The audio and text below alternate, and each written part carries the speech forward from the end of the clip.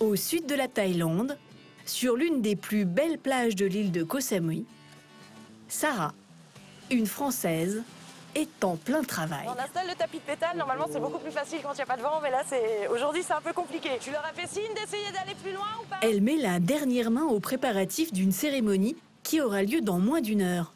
S'il vous plaît, poussez-vous s'il vous plaît. Donc on a des jet skis qui se sont plaqués juste derrière le décor. Ce serait dommage d'avoir de l'eau bleue comme ça et un jet ski en fond sur les photos de mariage. Sarah, c'est peut-être la plus grande spécialiste de l'amour en Thaïlande.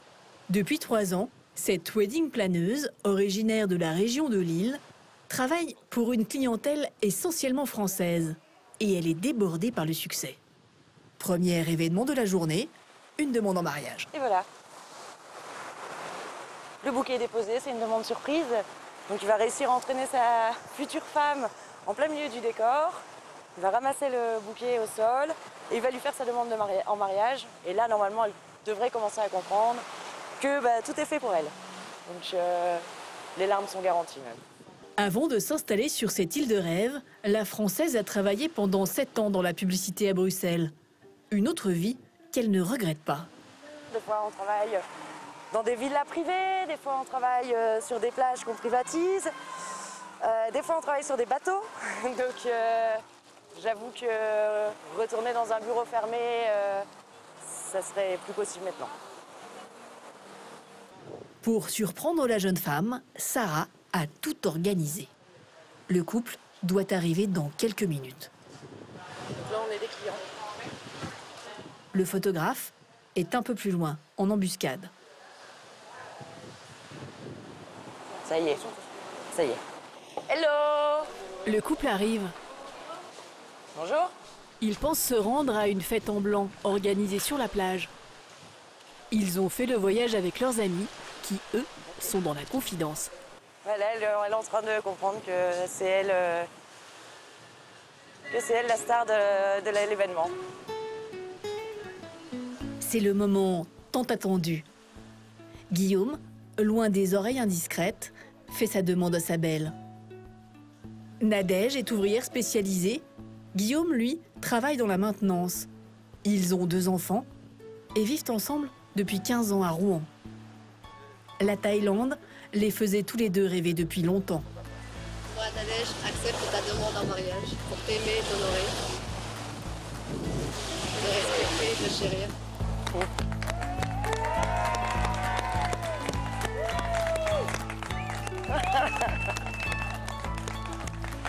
Enfin.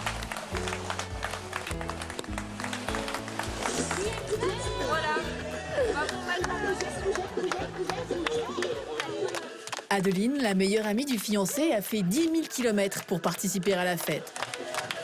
La petite demande de fiançailles, ça faisait 15 ans qu'elle en rêvait, elle était trop grogneuse par rapport à ça.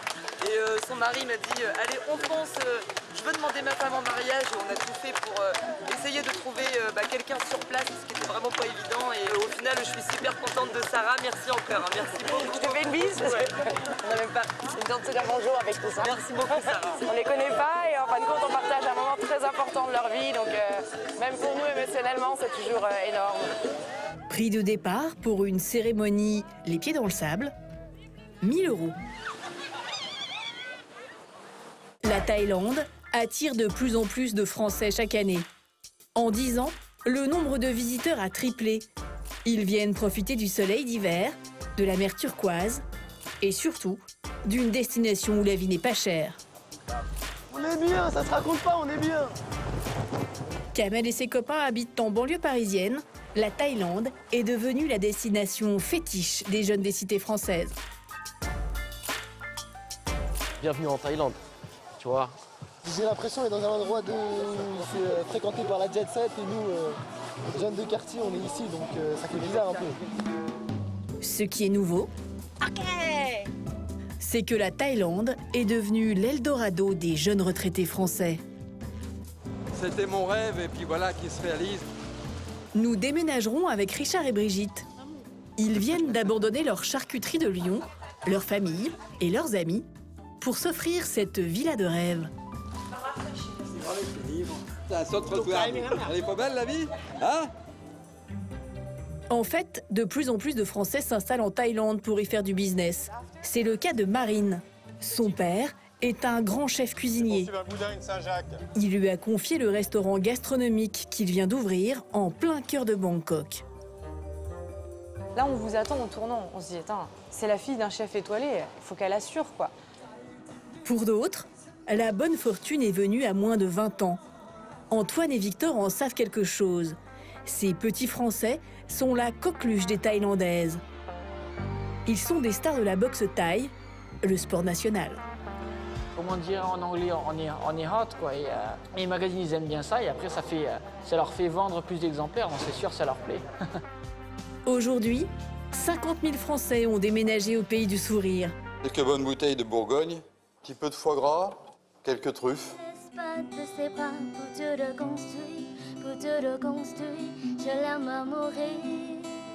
Chacun avec un petit bout de sa France.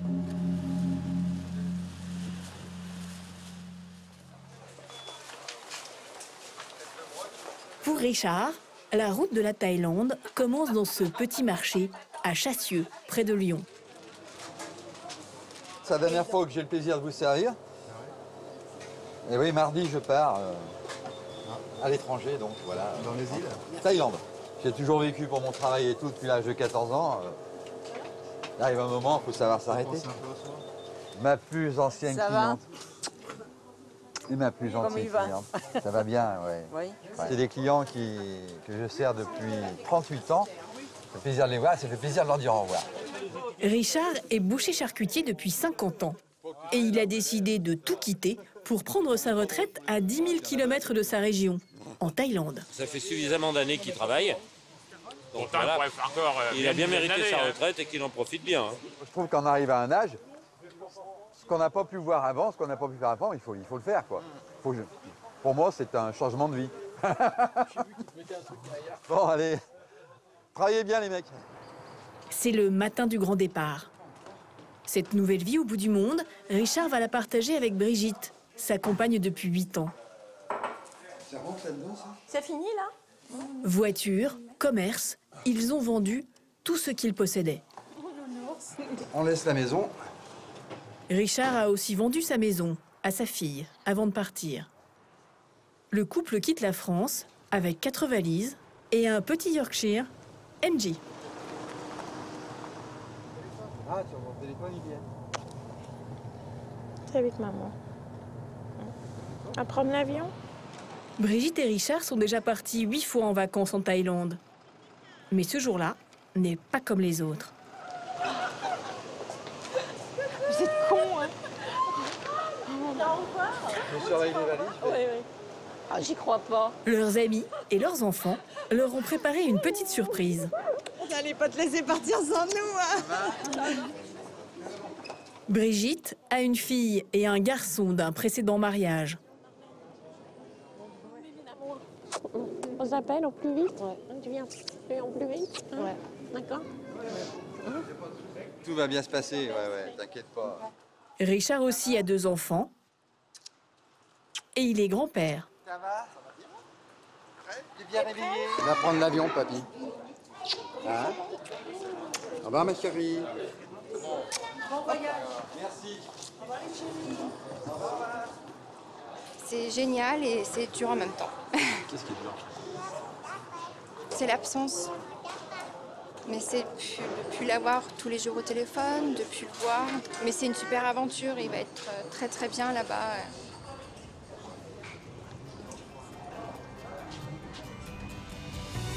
À 12 heures de vol, c'est la Thaïlande.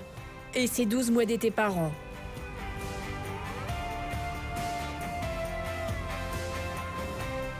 À l'arrivée, à l'aéroport de Bangkok, un homme attend le couple. C'est Cyril, l'agent immobilier qui leur a vendu leur future maison. Bonjour. Ça va? Bienvenue. Tu as tout le temps qu'on la place et tout. Vous réalisez que vous êtes arrivé chez vous, là, Attends, non, moi je pense que je suis en vacances encore, là. C'était mon rêve et puis voilà qui se réalise et c'est ça qui est bien. Les affaires de l'agent immobilier marchent bien. En 10 ans, le nombre de Français installés en Thaïlande a doublé.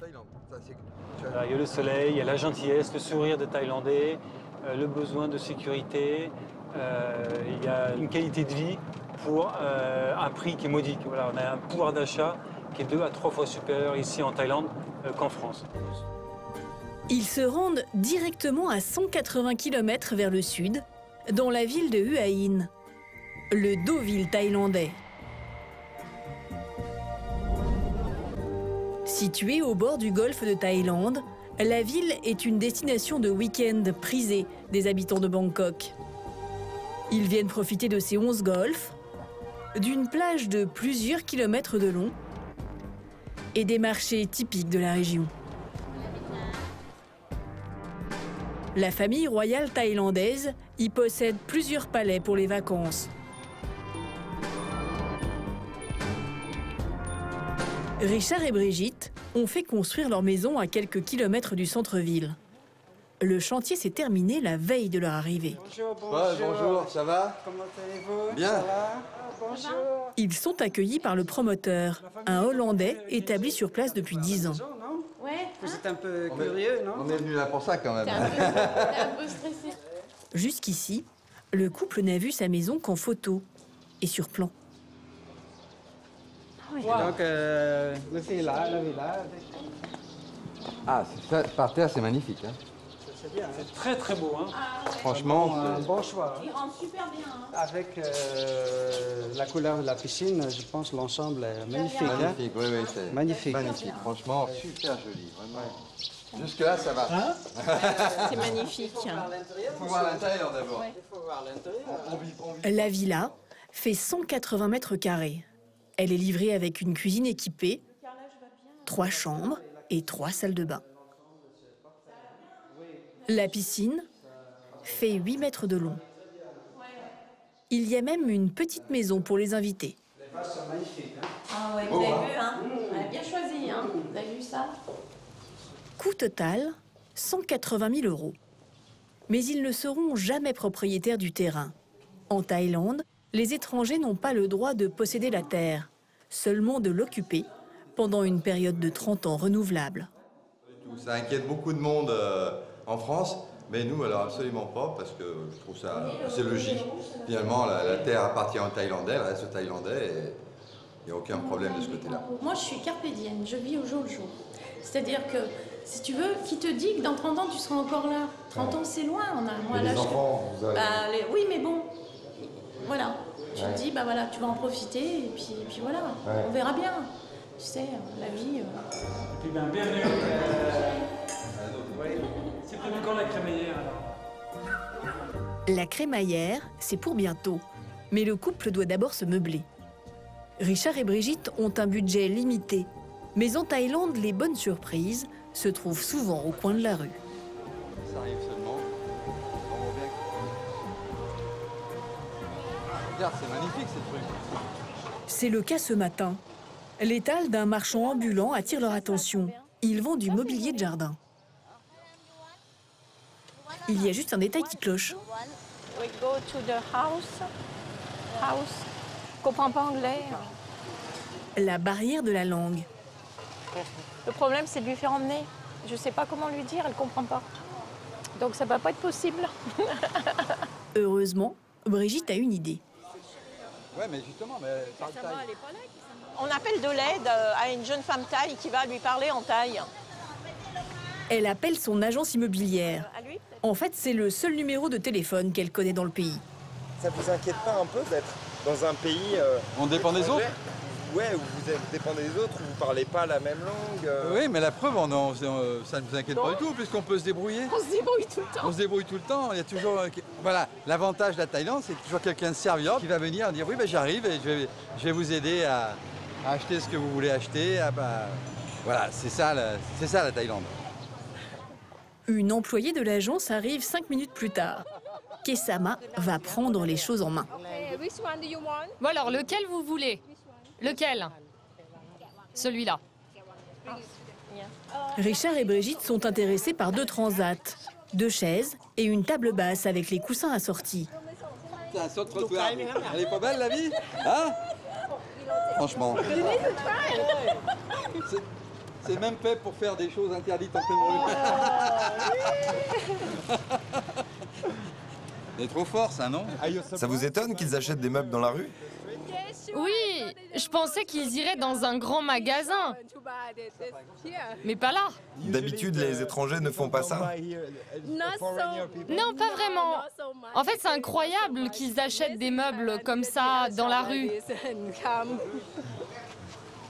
Dans la rue. Coucher dans la rue, c'est pas beau ça? C'est trop bon. Bye bye. Sleeping. Ah, regarde. Ouais. Ça fait 10 008. Le vendeur en veut 275 €. On peut pas avoir un rabais? Small please. Small price. Tu leur fais un prix?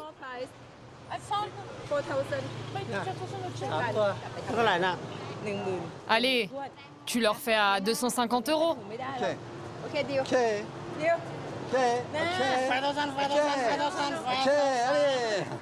Non, mais il est... Richard a obtenu sa ristourne. Il est ravi. Attends. C'est joli. Yes, nice. Yeah, very nice. Quand on a fait 50 ans de commerce, il n'y a aucun problème, je comprends toutes les langues. On est bien parti, je crois. Pourvu que ça dure. Les meubles seront même livrés à domicile. Richard et Brigitte découvrent les charmes de leur nouveau paradis. Je fais plein de photos.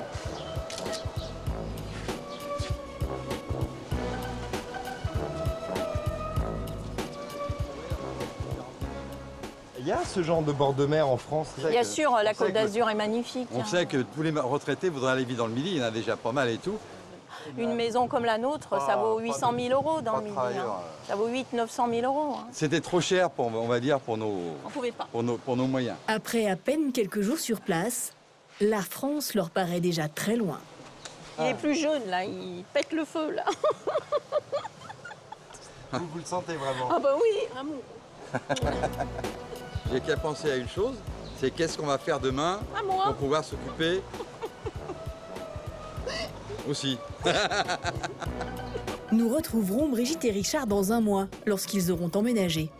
Seront-ils toujours aussi enthousiastes?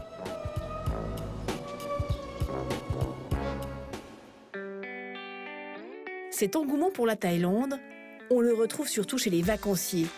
Ils étaient 650 000 Français l'année dernière, 3 fois plus qu'il y a 10 ans. Parmi les destinations en vogue, l'île de Phuket et la ville de Patong. Depuis quelques années, des jeunes Français en ont fait leur terrain de jeu.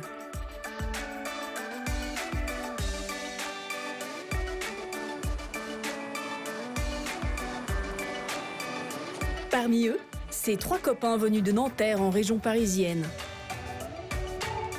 Kamel, Tijani et Tedjani, tous les 3 sont étudiants en BTS. Malgré leur petit budget, ils se sont offerts la location de cette Jeep décapotable. C'est pas un luxe de se l'offrir, c'est vraiment abordable. C'est pour tous les budgets, 40 € une Jeep décapotable. C'est du luxe discount, mais c'est du luxe accessible à toutes les bourses. En France, sur la Côte d'Azur, ces voitures se louent plusieurs centaines d'euros par jour. On a tous regardé des films hollywoodiens où les acteurs principaux avaient des belles voitures décapotables et voilà, des Jeeps, et ils allaient sur la côte ouest des États-Unis, Los Angeles, San Francisco, et on essaye de reproduire ça à notre manière en Thaïlande. Alors comme à Hollywood, sur la route, c'est aussi un peu le Far West. Dépasse-moi la grosse, mec, dépasse la grosse. Allez, Kamel, vous mettez pas la ceinture? Non, je mets pas la ceinture parce que... Déjà, j'aime pas s'il y a une ceinture. J'aime pas avoir la ceinture sur moi. Non, mais ils nous prennent pas trop la tête. Tu vas te garer là-bas. Là. Ils nous prennent pas trop la tête. C'est un petit peu moins contraignant, on va dire. Fais crier le moteur, mec, fais crier le moteur. Fais crier le moteur, mec.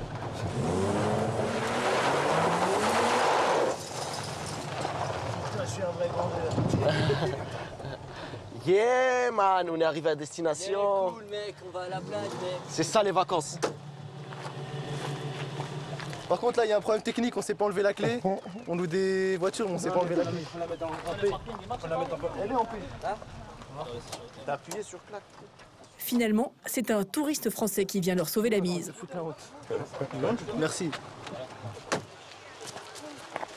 Direction cette jolie plage à l'écart de la ville.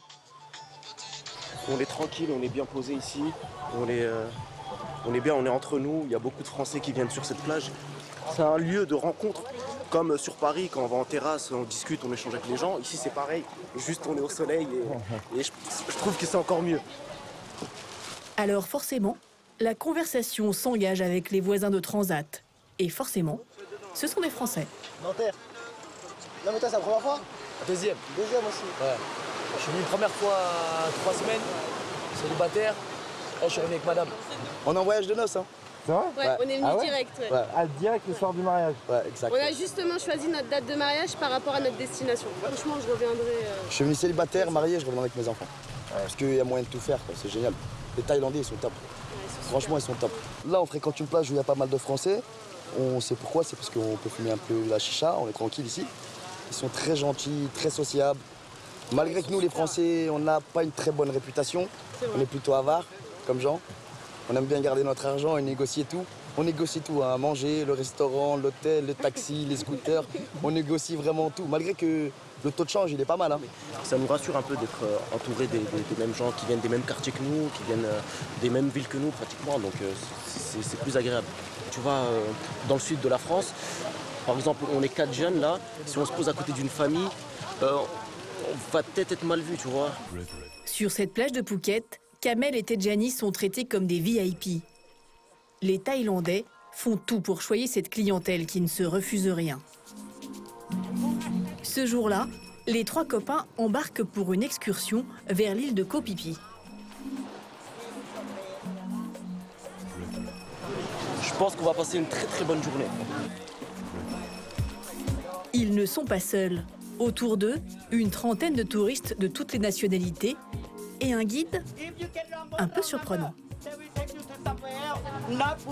C'est un transsexuel. En Thaïlande, c'est entré dans les mœurs.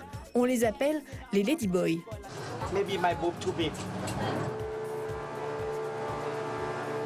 On n'est pas tombé sur le meilleur guide de Thaïlande. Je pense qu'on est tombé sur l'un des plus nazes. Non, je pense que c'est un bon guide. Après, sa sexualité n'a rien à faire dans nos vacances. Il fait ce qu'il veut. Direction Maya Bay, l'une des plus belles criques du pays. C'est auto-bronzant direct, aucune crème solaire. On est là pour cramer. Au programme bronzage, rencontre avec les singes et plongée dans les eaux turquoises.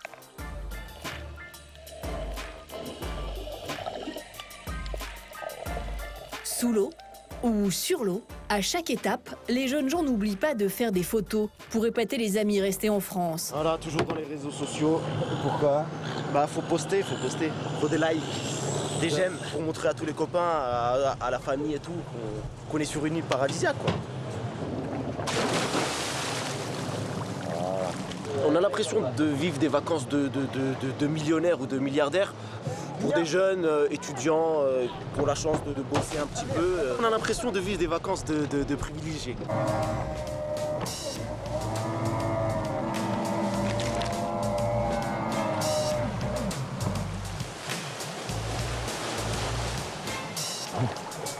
Thank you, my friend. Là, on fait le vide. Quand on retourne, eh ben, on va retravailler, on va recharbonner. Mais là, on est bien, on est tranquille. Franchement, c'est pas le lieu pour penser au travail, à l'école. Donc nous, on est au beurre et eux, ils sont sous la neige. Donc voilà, on est bien ici. Il reste à Kamel et à ses amis encore 2 semaines pour goûter à tous les plaisirs de la Thaïlande. Mais d'autres jeunes Français n'ont pas le temps de profiter de la plage. Bangkok, la capitale, est une mégapole de 8 millions d'habitants.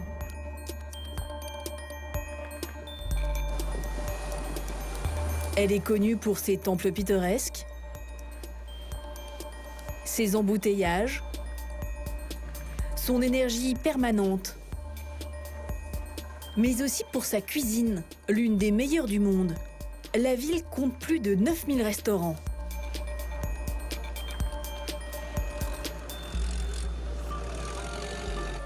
Dans le quartier cossu du parc Lumpini, un hôtel 5 étoiles flambant neuf, à l'écart du tumulte de la ville.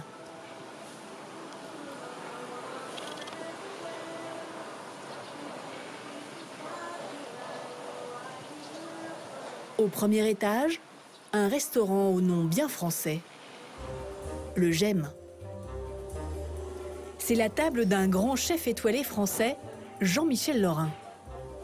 Il en a confié la gestion il y a 1 an à sa fille Marine, 28 ans. En cuisine, c'est Amerigo, son compagnon, d'origine italienne. L'établissement est gastronomique. Fruits de mer, viande de terroir, foie gras ou millefeuille au dessert. La carte est française. Le menu est à plus de 100 € et le patron veut faire du GEM le restaurant référence de la ville. Le problème de Marine, c'est qu'il ne suffit pas de faire de la bonne cuisine. Il faut aussi remplir la salle et surtout former un personnel thaïlandais qui ne connaît rien aux traditions françaises, comme la découpe de la volaille. En Thaïlande, ça se fait pas beaucoup. Il n'y a pas beaucoup de restaurants qui font des découpes. Il y en a même plus beaucoup qu'en font en France, malheureusement. Donc pour moi, ça serait un bon challenge de l'introduire ici. Vous le posez sur la planche. Vous ne devez surtout pas bouger votre couteau. Vous tournez simplement votre poulet sur le côté. En France, la découpe est considérée comme un art depuis la Renaissance. Incontournable dans les grands restaurants français, la pratique est totalement inconnue des Thaïs. Ok, hold it. Oh.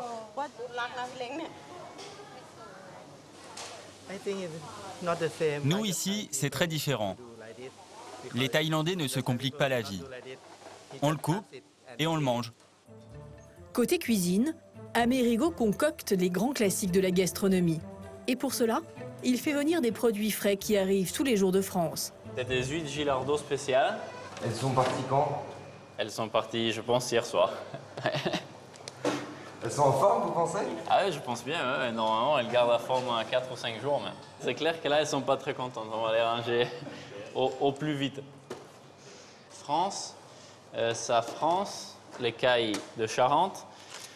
Et l'agneau, il a du Quercy. Voilà. Faire venir les produits de si loin coûte cher, mais le couple se rattrape sur les salaires. Les employés sont payés environ 10 fois moins qu'en France. Et notre gastronomie les laisse plutôt perplexes. C'est très salé. Vous utilisez trop de beurre. Nous, on utilise de la sauce soja ou de la sauce de poisson. Amerigo a été formé à l'école des chefs français, Fort en Gueule. En Thaïlande, il a dû revoir totalement son approche avec le personnel. En cuisine, souvent, il y a des coups de feu, disons, et beaucoup de pression. Non, where is the mix? Ici, on n'a pas le droit à lever la voix, on n'a pas le droit à taper quelque part, on doit rester très zen. Not possible. Hein. Ils n'acceptent pas ça dans leur culture. Donc ils se sentent agressés, ils ne savent pas comment réagir, du coup ils s'arrêtent. Et s'ils s'arrêtent, ils ne travaillent plus. Côté salle, même combat. Marine doit elle aussi déployer des trésors de psychologie pour se faire comprendre. Ok, mais sois plus sexy avec ta fourchette. Pas comme ça, ok, plus délicatement. Tu dois être plus sexy. Oh, mais sexy, je te dis. Regarde-moi faire. Doucement. Si tu fais comme ça, ça ne va pas marcher. Tu dois être délicate avec ton poulet. Je crois qu'il y a encore du chemin à faire. En Thaïlande, c'est un peu tout sabai, comme on dit ici. Ça veut dire cool, quoi. Voilà. Alors moi, ce que j'essaie, c'est de leur expliquer, c'est que le client, il ne doit jamais avoir besoin de demander. Donc ici, on est dans un restaurant français, par exemple. J'aime pas que mes clients, ils demandent du pain. Moi, ce que j'essaie de leur apprendre, c'est d'anticiper et d'apporter au client ce qu'il veut avant qu'il le sache, en fait. C'est un peu ça. Si Marine met la pression sur ses employés, c'est que le grand patron ne laisse rien passer.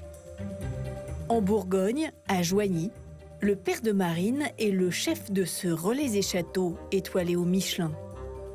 Sur les bords de Lyon, la Côte Saint-Jacques est dans la famille Lorrain depuis plusieurs générations. On a 2 menus découvertes avec une terrine huître, une rosace pour suivre un œuf et un foie gras grillé.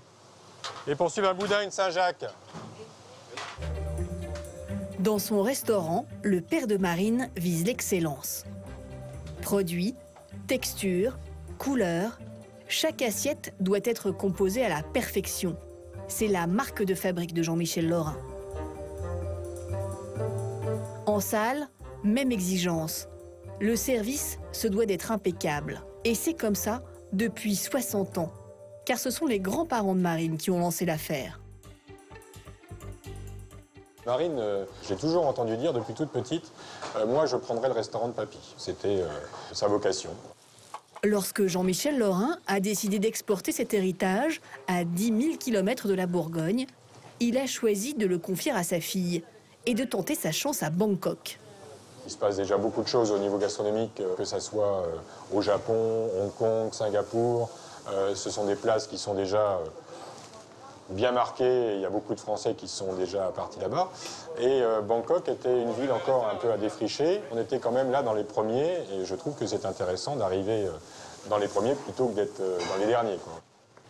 Le grand chef tient sa fille et son gendre à l'œil. Chaque semaine, grâce à Internet, il fait le point avec eux. Et ce qui l'inquiète en ce moment, c'est la fréquentation de l'établissement. Voilà. Au niveau des changements de la carte, tout a été fait? Tout a été fait, ouais. Ouais. Sauf les plats végétariens. Sauf les plats végétariens. Ouais. Ok. Et sinon, ça marche? Ouais, on a du monde, mais qu'après, à partir de lundi, ça se calme. Ouais, d'accord. Lundi, mercredi, c'est la chute libre après. C'est un gros point, moi, qui est important, c'est qu'on arrive à fidéliser notre clientèle et avoir une vingtaine de couverts le soir. On travaille bien le midi.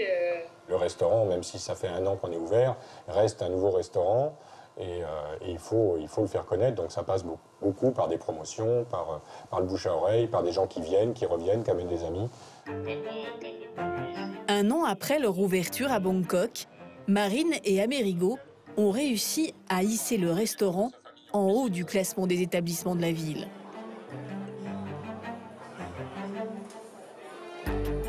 Mais il manque encore des clients pour faire le plein. Marine sait qu'elle porte un poids bien particulier sur les épaules. Son nom. Ça a toujours été très lourd. Parce que bon, d'être la fille d'eux, c'est pas évident. Je me souviens quand j'étais petite à l'école, c'était toujours la fille Lorrain. Et même là, évidemment, vous rentrez dans le milieu professionnel. Là, on vous attend en tournant. On se dit, attends, c'est la fille d'un chef étoilé, il faut qu'elle assure, quoi. Et pour Marine, la pression ne va faire qu'augmenter. Dans quelques semaines, son père arrive à Bangkok, bien décidé à remplir le restaurant. La réussite et la gloire, d'autres jeunes Français l'ont déjà rencontré en Thaïlande. Dans une salle de sport de la ville, l'un des plus célèbres photographes de mode du pays mitraille 2 beaux garçons.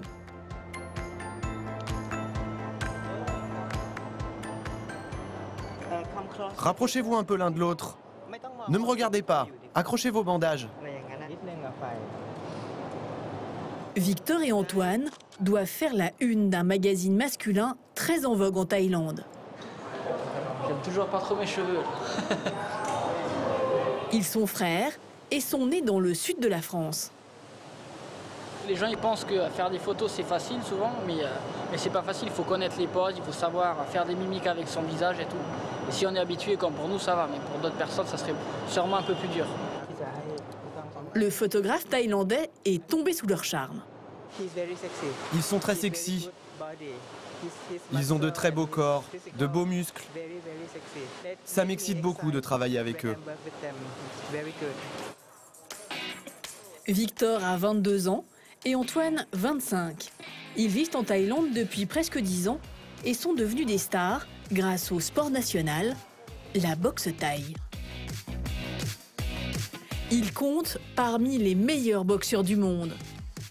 Leur célébrité a débordé bien au-delà des rings.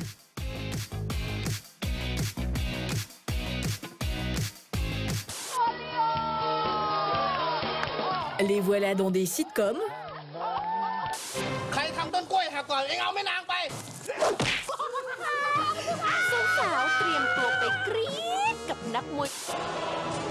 Dans des talk-shows populaires,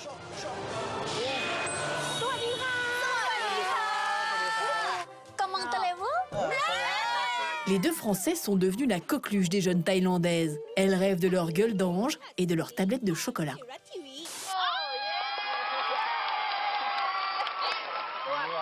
On est assez demandé parce que, comment dire en anglais, on est hot, quoi. Et les magazines, ils aiment bien ça. Et après, ça leur fait vendre plus d'exemplaires. Donc c'est sûr, ça leur plaît.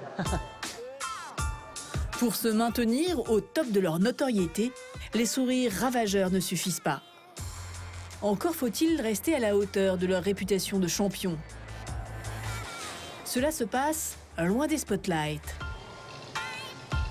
À Bang Sapan, une petite bourgade du bord de mer à 400 km au sud de Bangkok. C'est ici que les deux frères s'entraînent 8 mois par an.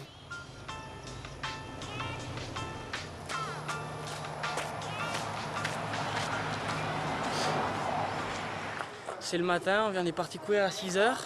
Là, je viens de finir de courir. Et il reste quoi aujourd'hui? Il reste un petit peu d'entraînement ce matin. Après, on va dormir pour se reposer, on va remanger une fois. Après, on va redormir, on va recommencer à s'entraîner l'après-midi après. Antoine et Victor vivent dans cette maison. Ils sont arrivés dans le pays avec leurs parents qui avaient monté une base de sport-aventure. Depuis, c'est devenu leur camp d'entraînement. Pour eux, mais aussi pour la petite amie de Victor, Sasa. Elle aussi est championne de boxe thaï.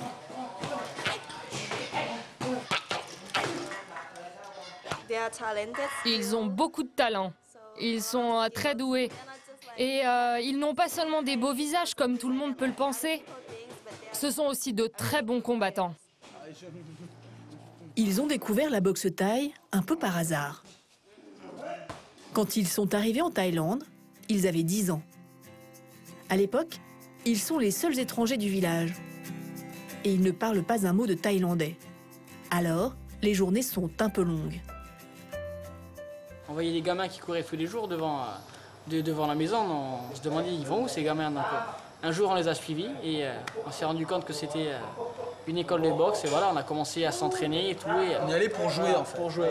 C'était l'occasion de faire des rencontres, des connaissances. Les deux frères collectionnent les titres les plus prestigieux. Antoine, l'aîné, a été champion du monde à plusieurs reprises. Ceinture de champion du monde, WMC, ça fait un moment déjà, ça fait 4, 5 ans ça va faire. Au début, quand on était jeune et quand on a commencé à avoir justement, commencer par des petites coupes, dans des petits combats, c'est vraiment excitant. Et au bout d'un moment, en fait, après la première, la deuxième, la troisième, pour nous, c'est devenu banal, en fait. Pour leur entraîneur, Chit, ils sont presque devenus plus thaïlandais que les Thaïlandais.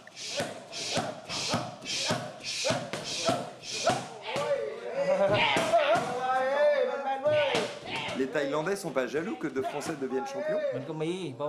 C'est sûr qu'il y a des Thaïs qui sont jaloux de leur succès. Mais pour moi, ils ont su saisir les bonnes opportunités. C'est aussi, comment dire, grâce à leur persévérance. Et pour vous, il est Thaï ou il est français? Ah, pour moi, ils sont Thaïs. Je ne les vois pas français. Aujourd'hui, les deux frères sont même montrés comme des exemples pour la jeunesse du pays. J'ai explosé toutes mes chaussures d'ailleurs. Ça n'a pas beaucoup changé, n'empêche. Non. Ce matin, une réception est organisée en leur honneur dans leur ancien collège. Ça fait des frissons, hein, parce que ça fait longtemps, c'est un peu émotionnel. Ça fait quoi? Ça fait 7 ans, ça fait maintenant 7-8 ans, ça fait bizarre. Quoi, c'est des mauvais souvenirs, vous? Il y a des bons et des mauvais souvenirs, quoi. Mais bon, je pense que personne n'aime vraiment l'école, pour être franc. C'est ici qu'ils ont appris à parler thaï. Un ancien professeur les accueille. Elle se souvient bien de ses élèves, un peu exotiques. Ils étaient très populaires auprès des professeurs et des élèves, parce qu'ils étaient les premiers étrangers de l'école. Tout le monde était fan. En plus, ils sont très beaux. pas comme les Thaïlandais. Moi, j'étais en fait très excité d'arriver parce qu'il y avait toutes les filles qui étaient en train de s'exciter de voir un blanc. Donc moi, j'étais là, ah, ça va vraiment être une partie de plaisir l'école ici. Et en fait, c'était pas aussi facile que ça. Des mauvaises blagues, toujours les autres enfants qui rigolaient à chaque fois que...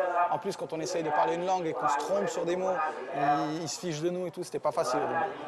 En Thaïlande, à l'école, on ne plaisante pas avec la discipline. Prière au roi, uniforme et règlements draconiens. Même le directeur est en uniforme et le moindre écart est sévèrement puni. C'est très militarisé, c'est très strict. Très strict. Si le règlement intérieur n'est pas respecté, il y a des punitions. Ça peut être des coups de baguette ou des petits trucs comme ça, quoi. Si les cheveux sont pas coupés au moment de l'inspection, ils peuvent avec des ciseaux couper les cheveux, faire les trous dans les cheveux. Comme ça, tu es obligé d'aller chez le coiffeur après. Les deux frères étaient des élèves plutôt indisciplinés. Mais aujourd'hui, tout a changé. Leur réussite en fait des modèles d'effort et de persévérance. Super.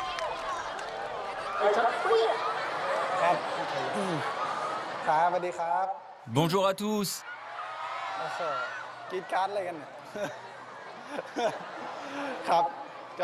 Ça me fait vraiment plaisir d'être là.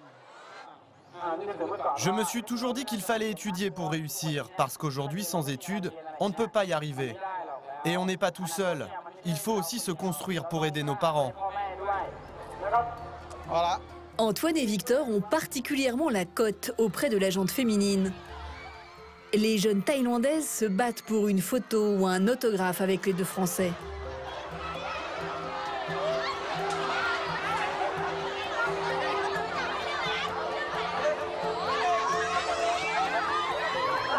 C'est exactement ma tranche d'âge, moi c'est entre 12 et 16 ans, moi dans là c'est tous mes fans, ils sont tous là. Ouais. Voilà, on a plutôt des bonnes gueules et moi j'ai plutôt une tête d'enfant, j'ai 22 ans mais je fais plutôt 12 ans, c'est pour ça.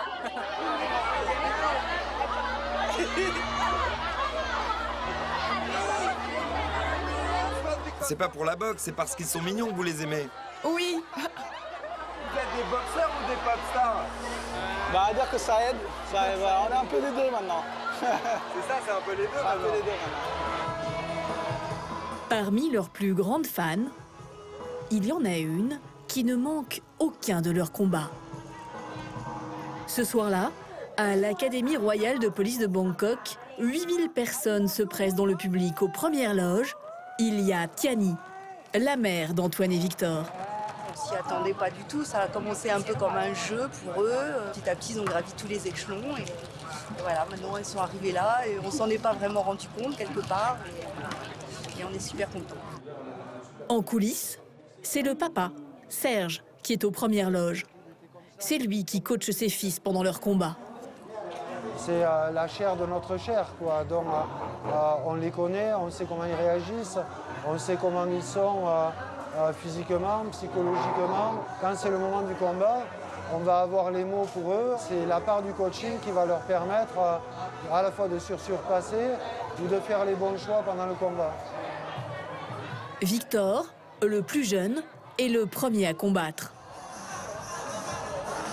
La soirée affiche complet. L'événement est retransmis en prime time sur une grande chaîne de télévision. Son adversaire vient du Laos. Avant chaque combat, le papa tente de trouver les mots pour motiver ses fils.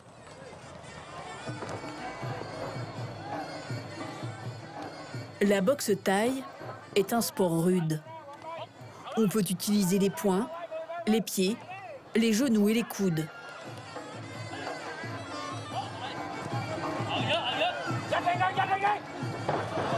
Ce soir-là, Victor domine. À l'issue des 3 rounds, il est proclamé vainqueur. Mais le combat phare de la soirée, c'est son aîné, Antoine, qui va le mener. Son entrée est digne d'un show à l'américaine. Avant chaque combat, il faut s'agenouiller devant le portrait du roi.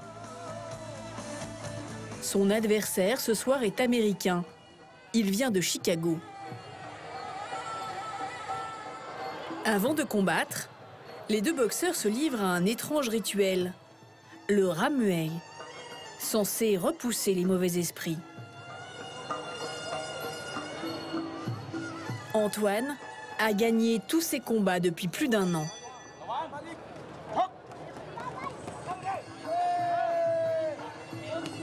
Et dès le premier round, il envoie son adversaire au tapis.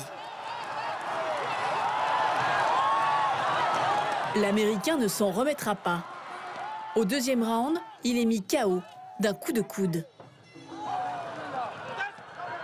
Il n'a pas de cœur. Il n'a pas de cœur.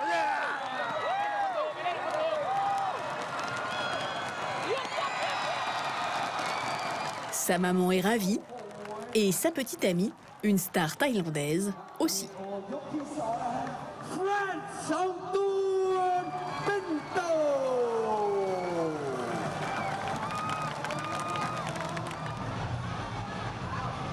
Les deux frères s'en sont bien tirés.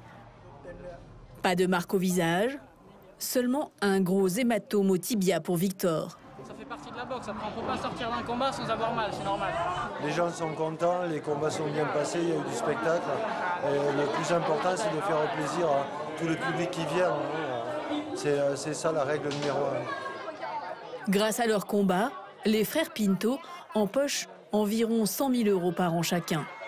Leur popularité est au zénith. Mais les carrières des boxeurs sont fragiles et les deux frères songent déjà à faire fructifier leur célébrité. Sur l'île de Koh Samui, un Français travaille sans relâche pour gagner sa place au soleil.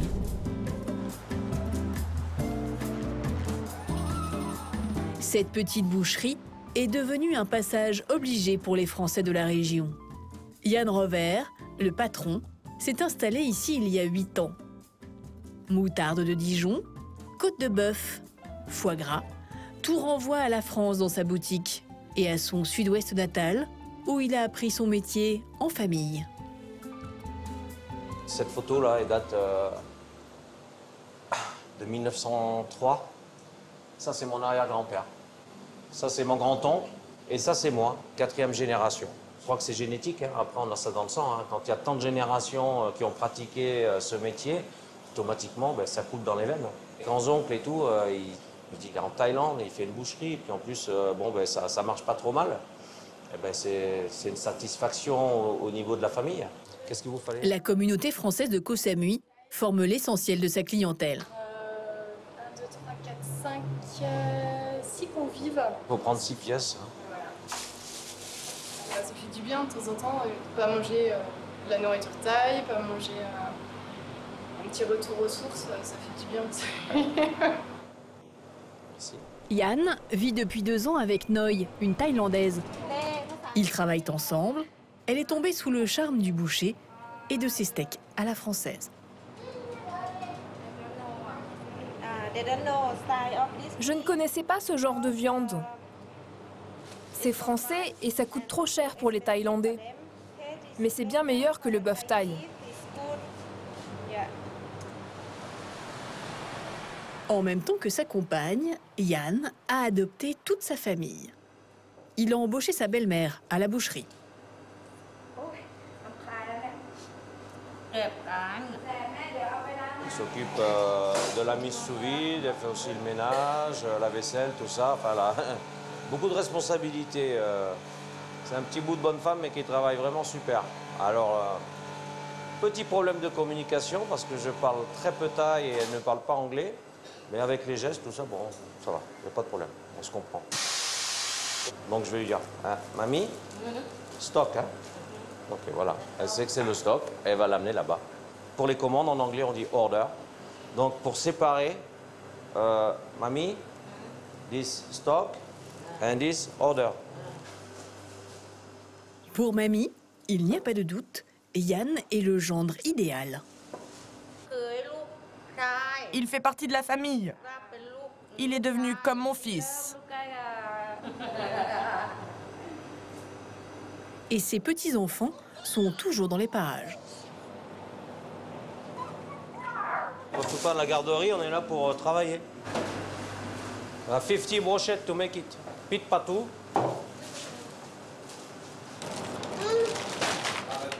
Les enfants, ce sont les enfants de la sœur à ma femme. Et c'est ma belle-mère qui s'en occupe. Donc en fait, c'est travailler en famille là. C'est-à-dire que j'ai pas trop le choix, quoi. Je peux pas les mettre dehors. Vous savez, en Thaïlande, les mamans, elles font des enfants jeunes. Elles font un peu n'importe quoi, et puis après, elles les laissent chez la mamie. Et voilà. Et moi, je fais la mamie aussi, quelque part. La famille, c'est bien, mais bon, c'est 24 sur 24. Donc au bout d'un moment, c'est fatigant, quoi.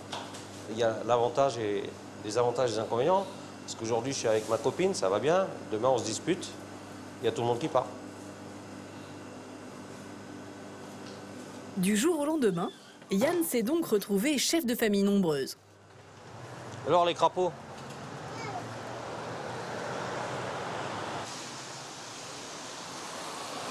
Il prend aussi en charge l'éducation de la fille de sa femme. Il l'a inscrite dans une école française privée. Il en existe 4 dans la seule petite île de Koh Samui.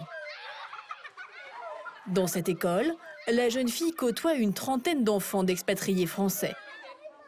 Les professeurs et le directeur, eux aussi, viennent de France. Pas tous les élèves, en revanche.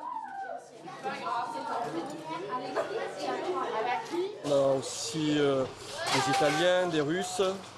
Donc c'est toute une population, c'est une mixité, on va dire. Il y a beaucoup de personnes qui aiment la langue française et qui ont envie donc, de la découvrir et donc de venir dans une école française.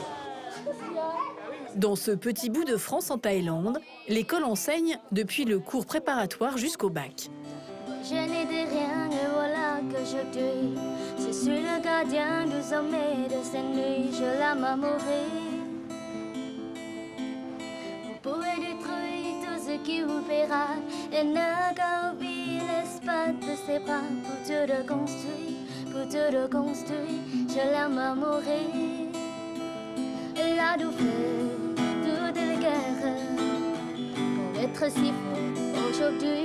La douleur, toutes les guerres, je la vis. Allez hop, dans la voiture.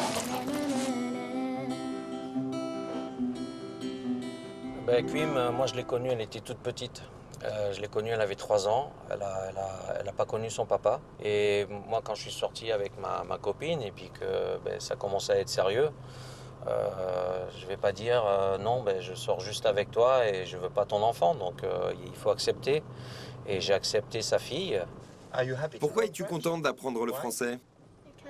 Parce que mon père veut que je parle avec lui en français, je crois. C'est plus facile pour communiquer? Oui. Pour lui et sa nouvelle famille, Yann voit les choses en grand. Il veut ouvrir plusieurs autres boucheries dans d'autres villes pour vendre de la viande de qualité, à la française. Son secret se cache dans le nord-est du pays, dans la petite ville de Sakon Nakhon. C'est en pleine campagne, dans cette coopérative agricole, que Yann se procure la meilleure viande de Thaïlande. C'est un Français, dont la statue accueille les visiteurs à l'entrée, qui a eu l'idée de croiser les races de vaches thaïlandaises avec des charolaises. Ici, les bovins sont bien dodus. Rien à voir avec les vaches faméliques qu'on croise habituellement dans les champs du pays. Malai, la responsable de la coopérative, emmène Yann chez un de ses éleveurs. Cette région, l'Isan, est l'une des plus pauvres du pays. Les habitants vivent principalement de la culture du riz. Mais l'arrivée des charolais a changé la donne. Comme dans cette petite ferme familiale. La potion magique qui a bouleversé le quotidien de ces fermiers, la voici. Dans ces pipettes congelées, de la semence d'un taureau charolais, venu tout droit de France. Il s'appelle Luna Park. Luna Park. Il vit en France Pour moi, c'est de la viande de bonne qualité. C'est délicieux. J'aime le charolais. Pas sûr que l'animal soit d'accord. Pour les bêtes récalcitrantes, Malay et son adjoint ont une technique rudimentaire, mais bien au point. La vache finit par se laisser faire. Alors ça y est, elle va être enceinte d'un taureau français? Oui. Son nom, c'est Luna Park. Luna Park le français. En France, il faut un vétérinaire et ça ne doit pas être donné, hein, ou un spécialiste. Et là, bon, c'est fait peut-être un peu à l'arrache, mais apparemment, ça marche. Dans quelques mois, elle devrait mettre bas un veau bien dodu, comme celui-ci, à moitié français. Dans la région, près de 5000 exploitants ont arrêté la culture du riz pour se lancer dans le charolais.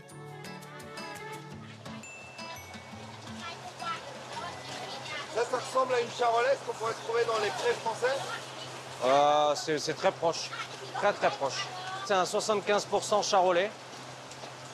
Donc la génération d'après, ça sera quasiment pareil qu'en France. Donc c'est quand même une belle bête qui doit donner une très bonne viande. Seul bémol, le climat thaïlandais n'est pas vraiment adapté à ces vaches à poils longs.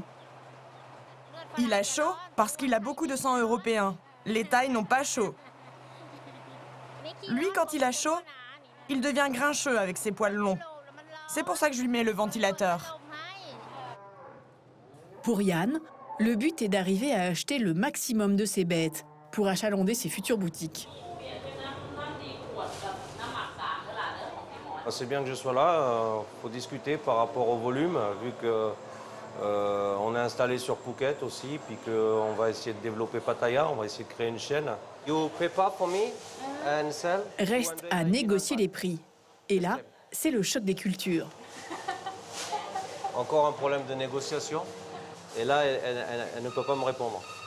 Ils ont cette particularité de ne pas savoir dire non ou je n'ai pas compris.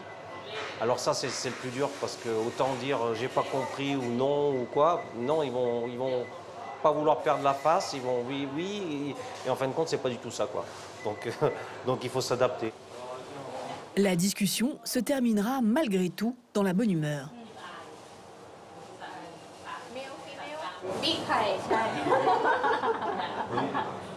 Big Kai, je vous laisse imaginer ce que c'est. Hein? Charolais, grosse quéquette. Thaïlandais, petite quéquette.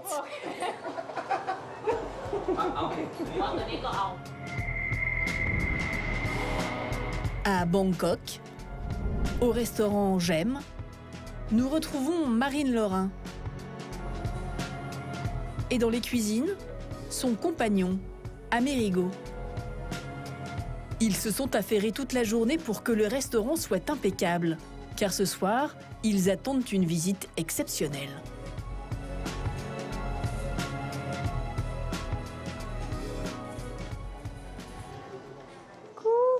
Marine retrouve son père et ses grands-parents, qu'elle n'a pas revus depuis 1 an et demi. Tu vois que t'as réussi à le faire. Tu vois que t'as réussi à le faire. C'est pour toi, tu sais, parce que sinon... Ah bah dis donc, t'as bronzé, hein. Bronzé, moi. Son père, Jean-Michel, le grand patron du GEM, a lui aussi fait le déplacement avec son épouse. J'ai quand même réussi à les faire venir. Hein. Le père, le grand-père et le gendre. 3 générations de chefs se réunissent pour concocter un repas de gala exceptionnel, grâce auquel ils espèrent bien faire parler de leur restaurant. Messieurs, bonjour. Bonjour. L'objectif, c'est de fidéliser la clientèle. Il y a beaucoup de clients qui sont habitués, qui viennent spécialement pour cette soirée. Ils viennent pour que ce soit encore mieux que quand je suis pas là. Il ne faut pas se louper. Au programme, un menu de 8 plats, tous de grands classiques historiques de la famille Lorrain. Amerigo doit laisser sa place au grand chef. Le brocoli, il a été fait aussi ou... Et Jean-Michel Lorrain ne laisse rien passer. Saisonnement, ça va. Le verdict, c'est qu'il est un petit peu pâteux, un peu bizarre. Mais là, c'est un peu salé. Bon, ça, c'est vachement salé quand même. Celle-là, elle est acidulée, par contre.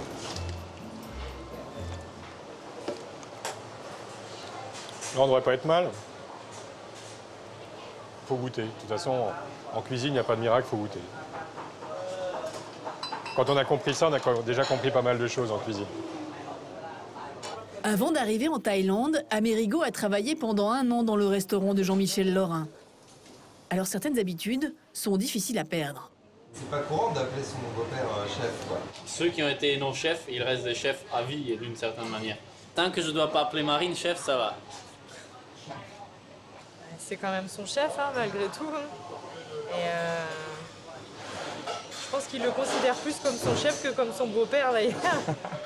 Bon, on a des relations différentes puisqu'on a des relations professionnelles et puis des relations familiales. Quand j'ai quelque chose à dire, je le dis. Et puis Amerigo est suffisamment professionnel aussi pour savoir apporter aussi. C'est-à-dire qu'il y a un dialogue. Et ce jour-là, Amerigo a droit à 2 chefs pour le prix d'un. Voici Michel, le grand-père de Marine. Et à 81 ans, il est ravi de se remettre au fourneau.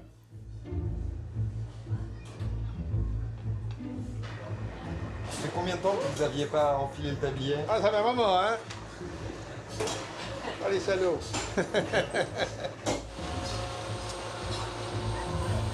Non mais oh, qu'est-ce qu'il ne faut pas faire, hein? Il est là pour superviser la réalisation de l'un de ses plats fétiches, qui a fait la réputation de son restaurant, le boudin noir. Alors, quand j'étais gamin, j'allais chez mon charcutier en face de collège, là. On s'était pris d'amitié. Et donc, il faisait un boudin magnifique. Et il a eu la gentillesse de me donner la recette, quoi. Et depuis 40 ans, je fais ce boudin. C'est la première fois qu'ils cuisinent tous les 3. C'est sa recette de boudin, c'est mon père qui a fait les pesées, c'est Amerigo qui mixe, donc il y a vraiment une complicité entre les 3. Certains des clients du soir viendront spécialement pour déguster le boudin noir signé Laurin.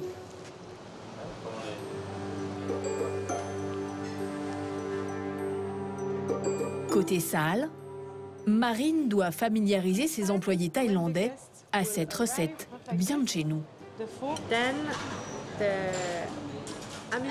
Et pour ça, elle a convoqué Bouddha en personne.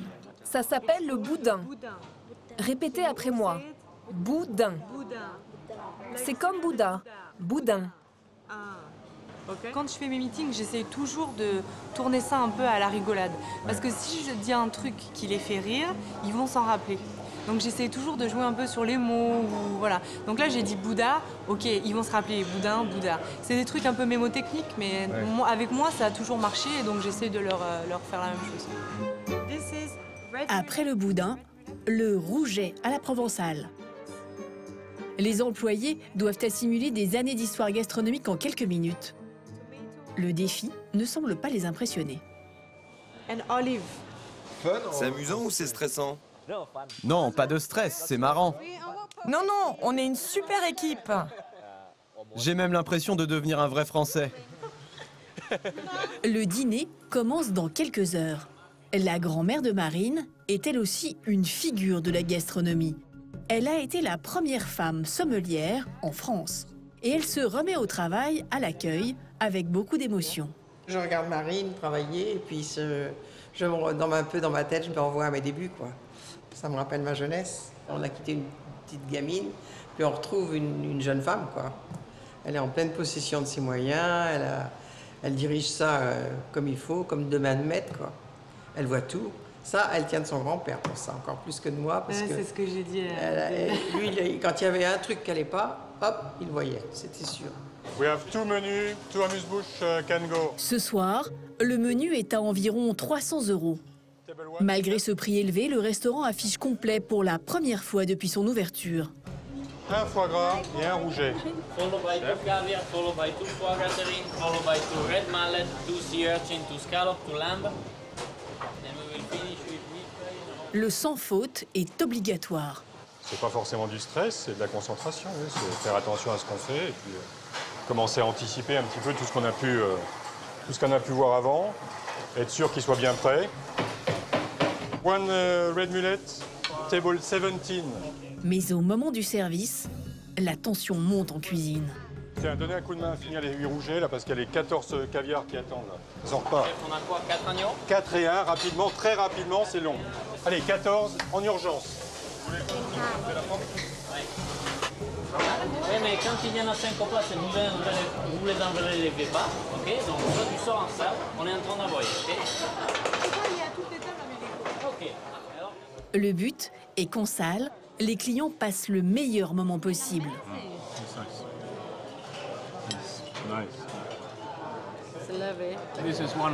C'est un des meilleurs restaurants de Bangkok. Quand on parle des desserts, je n'ai qu'une chose à dire. Oh mon Dieu! C'est vraiment meilleur quand il est là. C'est incroyable. À la fin du dîner, les deux chefs sont accueillis comme des stars par la clientèle thaïlandaise. Thank you. Thank you. Vous connaissiez Jean-Michel Laurin? Bien sûr. Il est reconnu mondialement, particulièrement à Bangkok, qui est la ville de la gastronomie. Le restaurant a enregistré ce soir-là sa meilleure recette depuis l'ouverture, 25 000 €. Un succès que le clan Laurin aimerait voir se répéter plus souvent.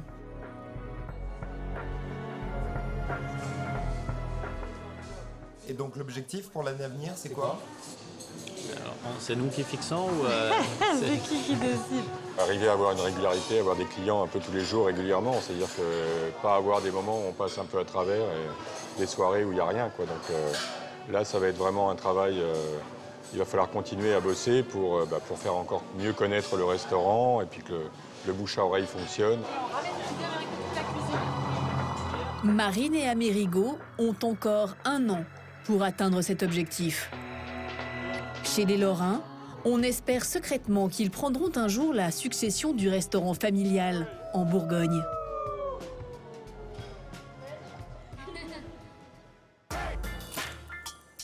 À Phuket, nous retrouvons les jeunes venus passer quelques jours de vacances au bord de la mer. Cette fois, Kamel veut louer un 2 roues. Eh mon ami, où il y a un T-Max? Tu veux un T-Max? Oui, T-Max. Pour la journée? Oui, un jour, juste un jour. On vient, on prend un T-Max, je sais pas pourquoi, c'est T-Max. C'est une grosse moto et on aime bien, c'est un scooter, c'est facile à manier. Mais celui-là c'est l'ancien modèle, il nous faut le nouveau. Nous. Pourquoi? Parce qu'on est des frimeurs. Vous avez le permis moto? Non, j'ai pas de permis moto. Je conduis sans permis ici, pas de police, rien du tout. En vacances.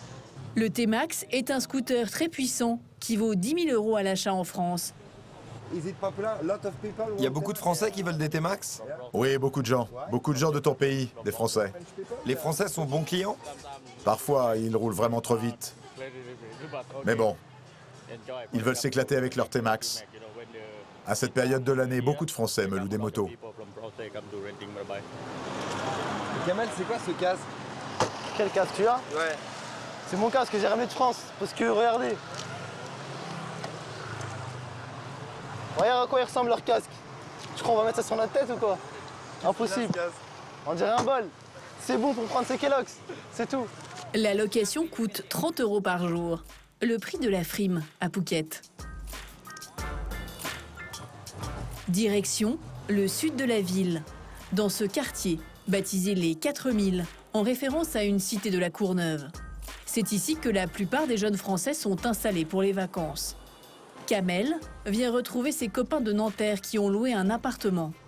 Je descendais les gars. On monte? Ouais. Ah, c'est quoi le code? Ouais, c'est comme à Paris. Hein.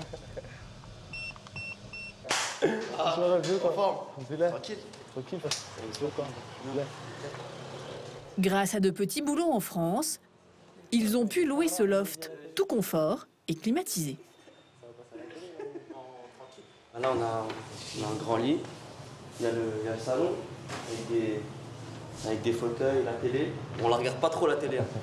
Après, il y a une chambre là-bas, et avec un lit pareil. C'est un 150 mètres carrés. Il est à 75 € la nuit. Comme on est 3, on divise par 3, ça fait 25 € chacun. Donc voilà, c'est pas très cher. Aujourd'hui, Kamel et ses amis ne vont pas à la plage. Au programme, une activité qu'ils ne peuvent pratiquer qu'en Thaïlande. Tirer avec des armes à feu de gros calibre.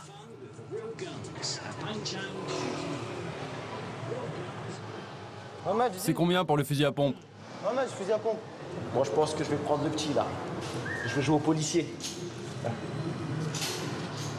Moi, je prends celui-là. C'est quoi ça? Je sais même pas ce que c'est. 9 mm, 44 Magnum et même fusil à pompe, cela coûte environ 20 € les 10 cartouches. Un loisir particulier, très en vogue en Thaïlande. Tu vois les photos? C'est Gecko, rappeur français. Gradure, rappeur français. Il n'y a que des Français qui viennent ici. Aïe, aïe, aïe! Dédicace à l'enterre. Vous avez déjà tiré avec ce genre d'arme? Non, jamais le fusil à pompe. Jamais. Que les petits. Vidéo?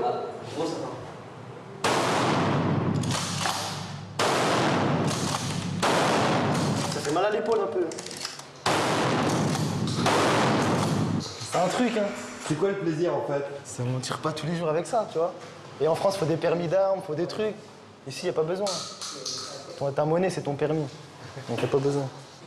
En France, il faut obligatoirement faire partie d'un club de tir pour pouvoir utiliser ce type d'arme. Moi, je lui allumer la tête, tout le visage. Moi, ça se voit que je suis un tireur, tu vois, ça se voit que je suis un tireur. Là, s'il est mort, là, le cœur ici, c'est le cœur, ça. Et lui, moi, j'ai dit que non. Il a tué personne avec son fusil à pompe. Tu vois, cette expérience, ça m'a appris que c'était pas pour moi. Ça m'a appris que c'est pas pour moi, là-dessus, tu vois. Mais le must du passage au stand de tir, c'est la séance photo. Vous avez pas peur de faire peur à tout le monde avec cette photo? Ah non, c'est pour déconner, ils savent très bien. On n'est pas méchants, mais... S'amuser. C'est pas un truc clandestin, c'est officiel, c'est bien encadré, c'est dans un stand de tir, il y a des autorisations, il y a des consignes partout. T'inquiète pas, on n'est pas ici pour faire n'importe quoi non plus, tu vois. À tous les Parisiens, vous avez pas de chance. On est bien là. Vive l'Algérie. Ok. Pour ces jeunes, la Thaïlande, c'est la liberté. Particulièrement lorsque le soleil tropical cède la place aux néons qui scintillent la nuit tombée.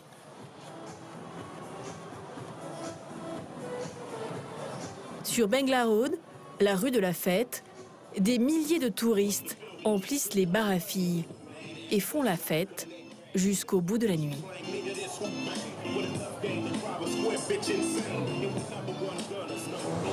Kamel, ce soir, sort en jeep. Welcome to Phuket! Oh, wesh les mecs! Wesh. Il s'est fait de nouveaux amis venus de la banlieue de Lille.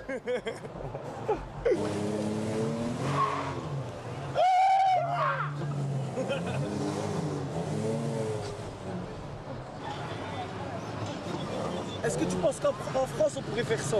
Aux Champs-Élysées, tu vas tourner en jeep, les gens vont te prendre pour un frimeur, tu vois quoi? Pour un mec qui est décalé, qui est même pas dans le délire. Alors qu'ici c'est normal, tout est extravagant. Regarde, wouh! Vas-y, fais le tour, regarde, est-ce qu'il y a quelqu'un qui me regarde, franchement? Il y a personne? Ah! Est-ce qu'il y a quelqu'un qui me regarde? Non. Je peux même crier 9 de I, je peux crier ce que je veux. Personne va me prendre pour un Lascar ou quelque chose comme ça. C'est le top ici.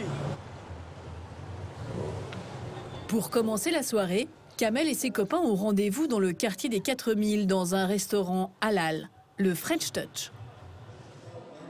Ils sont une dizaine de jeunes et se sont rencontrés durant leur séjour. Tous viennent des banlieues des grandes îles françaises. C'est bien parce que on vient du même quartier, on vient de la banlieue. On est solidaires. Ouais, je pense que c'est surtout parce qu'on a vécu les mêmes choses, c'est surtout pour ça. Donc quand on se croise, ça va vite.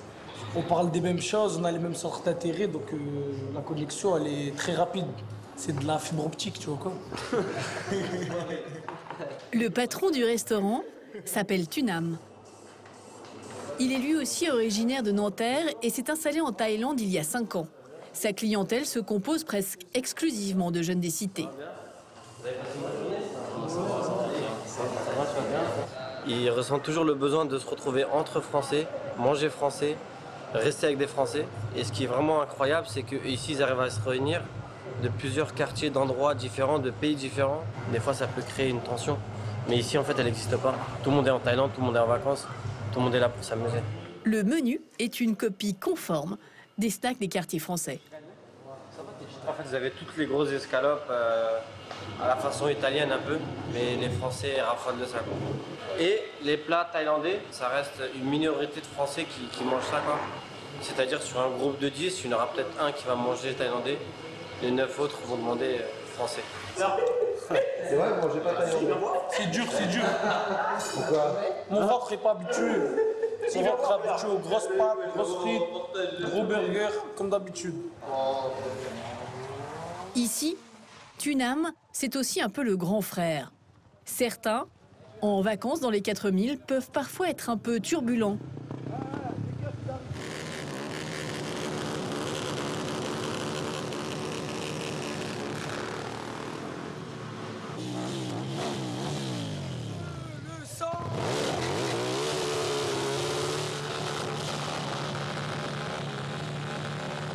C'est comme ça que ça se passe en Thaïlande. Ces rodéos sur le parking ont le don d'agacer le patron. Il suffit de quelques jeunes pour nuire à la réputation de son établissement. Bon, des fois, c'est pas facile. Bon, comme ils sont en vacances, c'est normal, ils veulent s'amuser, mais des fois, c'est pas facile de les raisonner avec des scooters ou autres, où ils font un peu n'importe quoi. Et c'est quoi les... Et dis-lui, je l'aide même pas s'il se fait péter. Pour une roue arrière en pleine rue, les jeunes risquent jusqu'à 1 000 € d'amende. En pleine saison, les arrestations sont fréquentes. En ville, de nombreux établissements ont flairé le bon filon avec cette clientèle française. Certaines discothèques leur sont même réservées, comme le Séduction, l'une des plus réputées. Romain habite en Thaïlande depuis 5 ans. Il est DJ et aussi directeur artistique de ce club. Ça va? Cool. Bon, alors on en est où sur les réservations là? Pour attirer les jeunes des cités, il invite régulièrement leurs artistes préférés dans sa discothèque. Booba, La Crime, Gradure, Cut Killer, enfin tous les artistes français du moment en fait, c'est ici qu'on les fait. Ce soir-là, au programme, Seth Gecko, un rappeur originaire du Val d'Oise. Il vit en Thaïlande et y a même tourné plusieurs clips, comme celui-ci, issu de son dernier album.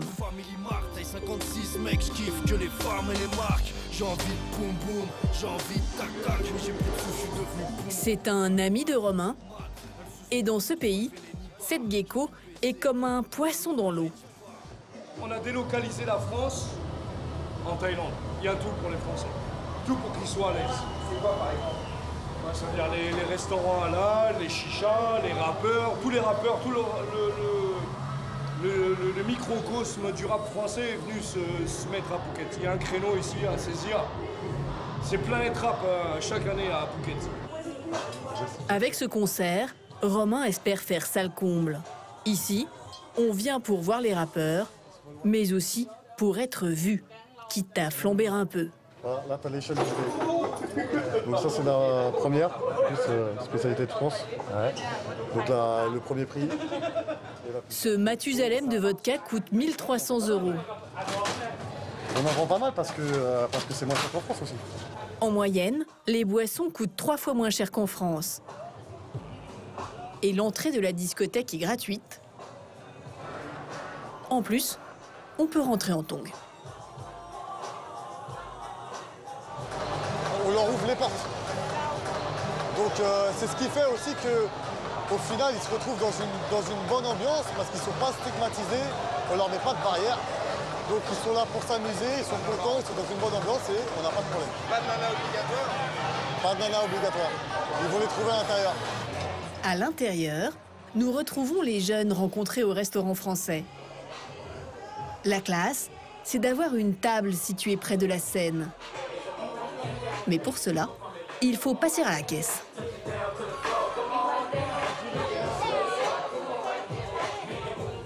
Viens, on pose deux bouteilles. Deux absolutes.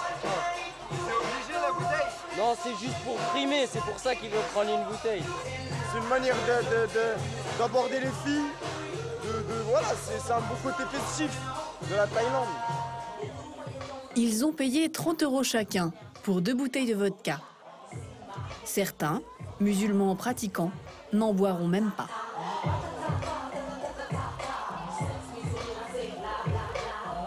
Est-ce qu'il y en a qui sont venus voir 5 Gecko ce soir? Je répète, est-ce que vous êtes venus pour 5 Gecko ce soir? Les Parisiens, ils sont là ou pas? Les Lyonnais, ils sont là ou pas? On s'en fout, ce soir, on est venu représenter la France en Thaïlande. Faites un maximum de bruit! Allez où la banlieue parisienne, là? Faites du bruit un petit peu! Vous en voulez encore ou pas, mes couillards? Cette gecko est connue pour son sens de la formule. Dans la salle, le public, 100% français, les connaît par cœur.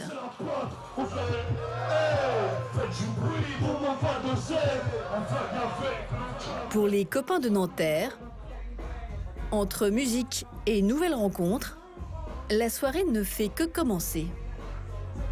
Dans les cités, on appelle la Thaïlande le petit pèlerinage. De retour en France, ils pourront raconter aux plus jeunes ce pays où tout est permis.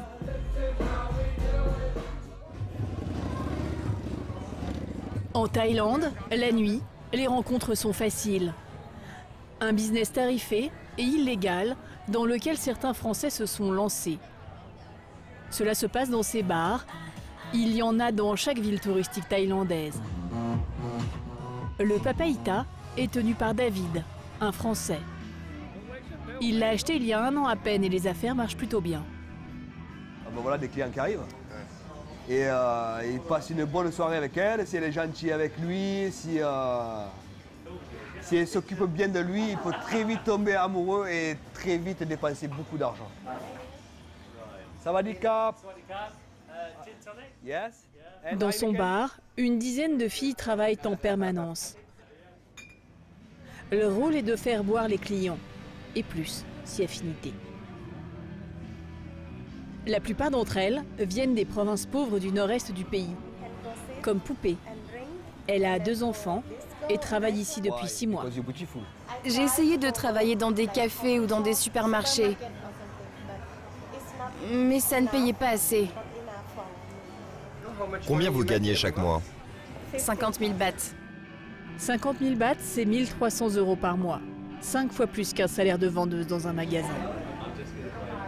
Poupée gagne 2,50 € sur chaque verre que les clients lui offrent. Mais surtout, sur les sommes qu'elle négocie pour les suivre à l'hôtel. Je n'aime pas vraiment mon métier, mais tout le monde a besoin d'argent pour vivre. Votre famille sait ce que vous faites? Non, je ne leur dis pas. Je leur dis que je travaille au supermarché. Combien tu envoies à tes enfants chaque mois? À peu près 130 € par mois. Comment ça se passe? Comment je fais? Je dis juste bonjour, bienvenue. C'est comme de la pêche. Au bout d'1 heure, le poisson mord à l'hameçon. Un homme lui propose de le suivre. Un client est tombé amoureux. David ne sait rien du prix qu'elle a négocié.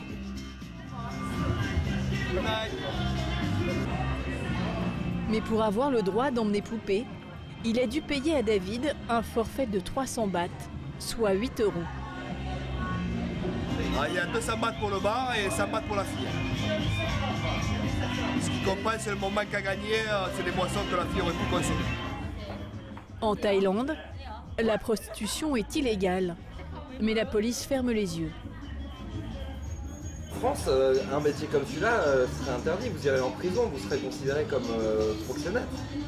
Ben, honnêtement, je ne me considère pas comme proxénète parce que en fait, les nanas, elles viennent travailler chez moi, je leur demande rien, quoi. Je veux dire, je leur oblige à rien, elles font ce qu'elles veulent, quoi. Si elles veulent partir avec quelqu'un, elles partent avec le client, si elles ne veulent pas partir, elles ne partent pas. je les oblige absolument à rien. C'est sûr qu'un établissement comme ça en France, c'est fermé en 5 minutes, quoi. En France, David risquerait jusqu'à 7 ans de prison pour proxénétisme. D'ailleurs, il a déjà eu des démêlés avec la justice. Patron d'une petite entreprise, entre les taxes et les impôts, il devait 150 000 € au fisc. C'est pour cela qu'il a tout quitté pour la Thaïlande. J'avais le choix. J'avais 45 ans, je me suis dit, voilà, tu vends tout, tu payes tout, tu repars à zéro. Il n'y a que 45 ans, je travaillais pendant 25 ans pour me retrouver à poil, quoi, sans rien, sans économie, sans rien. La seconde solution, ben, je prends mon pognon, je me suis organisé, hein. Et puis je me casse, quoi. Depuis, David coule des jours tranquilles avec sa petite amie. Dans son cas, aucune coopération judiciaire n'existe entre la France et la Thaïlande. Il est 14 h et David arrive au travail. Ici, les filles s'occupent même du ménage, moyennant 2,50 € supplémentaires par jour. Tous les matins, les jeunes femmes ont un rituel. Pour Bouddha, et le bas. Elles font leur offrande à Bouddha avant l'ouverture. Voilà, ouais. Il y a un verre d'eau, de grenadine, jus d'orange et whisky. Bouddha boit aussi du whisky. Tous les jours, il a droit à son petit verre, lui aussi.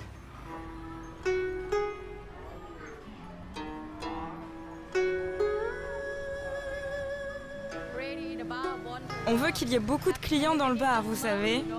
Mais vous pouvez regarder, c'est pareil dans tous les bars. En Thaïlande, plus des 2/3 des hommes voyageant seuls pratiquent en fait un tourisme sexuel. Et certains, comme ces 2 Norvégiens, passent leur journée de vacances dans le bar de David, avec l'illusion d'être avec leurs petites amies. Qu'est-ce que vous attendez d'un bar quand vous venez en Thaïlande? De la bière et des jolies filles. Vous pouvez tomber amoureux ici? Oui, je peux. Ah oui, je peux. Demandez-lui. Chaque semaine, David reçoit plusieurs demandes de jeunes filles qui veulent venir travailler dans son bar. C'est mon ancienne caissière qui me demande d'aider une amie à elle qui n'a pas d'argent. Me demande si je peux la prendre à travailler dans le bar. Je dis ok, pas de problème, elle m'a envoyé la photo, elle est très jolie, pas de problème, quoi. En Thaïlande, les milliers de bars, salons de massage et discothèques emploient plus de 300 000 jeunes femmes. Une réalité économique qui détonne dans la carte postale. Loin de ces turpitudes, dans le village de Bangsapan, nous retrouvons Antoine et Victor. Dans leur sport, rester le meilleur est difficile. En décembre dernier, tous deux ont perdu un combat important. Un signal. Plus que jamais, il leur faut penser à leur avenir. Et c'est en plein cœur de Bangkok qu'il se joue. Dans cette salle de gym de luxe qu'ils ont ouvert quelques jours plus tôt.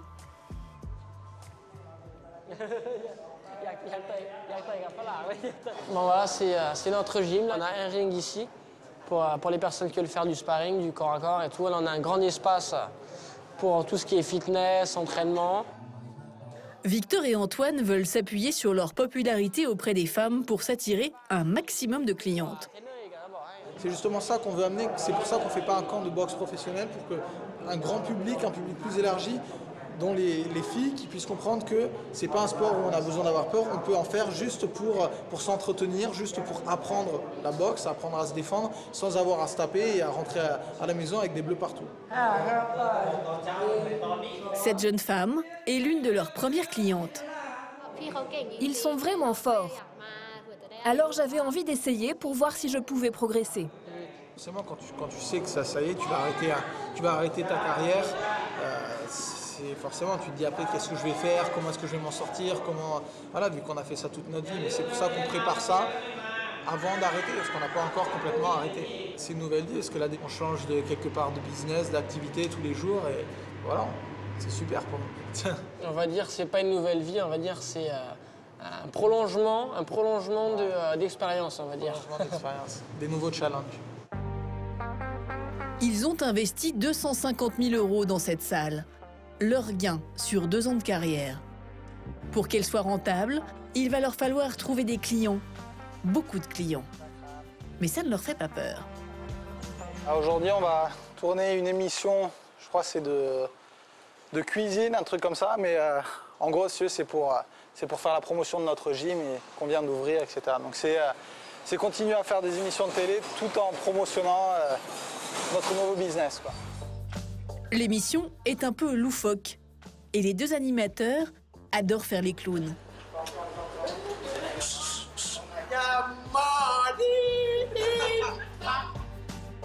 Dans cet exercice, Antoine ne semble pas vraiment à l'aise. Mais il fait bonne figure. Notre club est situé dans le centre-ville de Bangkok. C'est un club de boxe thaï et de fitness.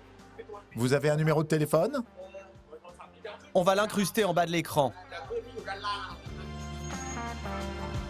Entre émissions de télé et salon du fitness, les 2 jeunes frères sont en train de changer de vie.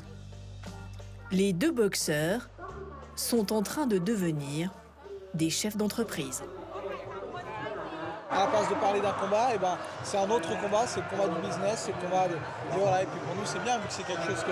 C'est notre business à nous. Là, c'est un nouveau milieu, c'est une nouvelle clientèle, donc il faut s'adapter. On donne notre maximum et on espère que ça va marcher. Et pour cela, ils vont avoir besoin de tous leurs admirateurs. À Hua Hin, le Deauville thaïlandais, nous retrouvons Richard et Brigitte, les 2 jeunes retraités lyonnais. On attend mes amis. Donc on sort les bains de soleil, s'il y en a qui veulent s'asseoir, ou s'allonger plutôt. Tu fais attention de ne pas tomber dans l'eau? Cela fait maintenant 1 mois qu'ils ont posé leurs valises. Ils terminent l'aménagement de leur villa. Bibelots, livres, ils ont ramené un petit morceau de leur France. Voilà donc la chambre. D'amis. Une des chambres d'amis. Une chambre qu'on a ramenée de France, par conteneur. Par conteneur, avec nos affaires. Tout ça, c'était en France. Voilà. À part hormis les rideaux. Leur chambre, en revanche, ils l'ont décorée avec des trouvailles locales. Couleur thaï. Le violet, c'est une couleur d'ici. Le tableau, c'est fait à la main. Le matin, on se réveille directement vue sur la piscine. C'est vraiment la maison qu'on avait envisagée, la maison de nos rêves. Hein. Richard a aussi reçu son kit de survie à l'étranger. On n'a pas pu en emmener beaucoup, mais quelques bonnes bouteilles de Bourgogne, 2 bouteilles de Bordeaux, un petit peu de foie gras, quelques truffes. Ah. Mais pour Brigitte, vivre loin de ses enfants est difficile. Tu m'entends? Ouais, toi. Alors, oui, elle les appelle 4 fois par jour. Non, même pas, il fait froid. Bah dis donc, il a l'air de faire froid, ma chérie. Ça va? Ouais, ça va. On s'occupe, on range. T'as mangé? Non mais, t'as vu l'heure? Il est 11h, il est 10h30 chez nous. Ah oui, pardon. C'est pas trop dur, la vie sans maman? Ah si, elle me manque beaucoup, hein. J'ai hâte de venir la voir, quand même. Poupée d'amour. Bon, ma maman, de toute façon, là, je suis au boulot, donc on se rappelle. Il y en a qui bossent encore dans ce dur France. Faut bien payer ma retraite. Allez, bisous. Bisous, mon bébé, je t'aime. Ouais, moi aussi. Allez, bisous, Richard. Bisous. Bisous. Bisous. Bisous. Très bien. Ça vous fait un petit pincement au cœur de la voir comme ça, malgré tout ou... Oui, un petit peu. Quand elle dit qu'elle a de la peine, ça me fait de la peine. Mais non, ça va. Là, ça va. Non. Parce que je l'ai régulièrement, donc c'est pas comme si je l'avais pas. Richard, lui, s'est très bien adapté à sa nouvelle vie. Le couple s'est déjà fait une bande de copains, des retraités arrivés avant eux. Bah, ça fait un mois que tu travailles d'arrache-pied. Qu'est-ce que tu fais? J'ai trouvé que t'as mis Ouais, j'ai perdu 3 kilos. Mais moi, je vais te dire une chose, on a rajeuni. On rajeunit ici. On se sent en revivre, quoi. Ouais. On se sent en revivre, on est sorti complètement du train-train quotidien. Là, on n'a plus de train-train, on n'a plus d'obligations. Écoute, maintenant, il faut se faire plaisir à soi-même avant de faire plaisir aux autres. C'est trop dur d'être loin du pays en permanence, comme ça? Ah non. Ça sort du cœur. Ça fait une année que j'ai pas mis de pantalon. Je mets des shorts par contre. Une année que j'ai pas mis de chaussures. Ah ouais, c'est ça fait 8 mois qu'on est là, la piscine est toujours entre 30 et 28 degrés. Puis là, on rentre de vacances, là. On est allé aux Philippines. Ah oui, un mois de vacances. Non seulement on a la retraite, mais on va en vacances aussi. Ça va être la toffe tout le temps. Nous arrivons. À tous. Merci. À tous. Bienvenue au pays du sourire. Et ils sont de plus en plus nombreux à se laisser tenter par cette retraite dorée. Près de la moitié des Français en Thaïlande ont plus de 50 ans.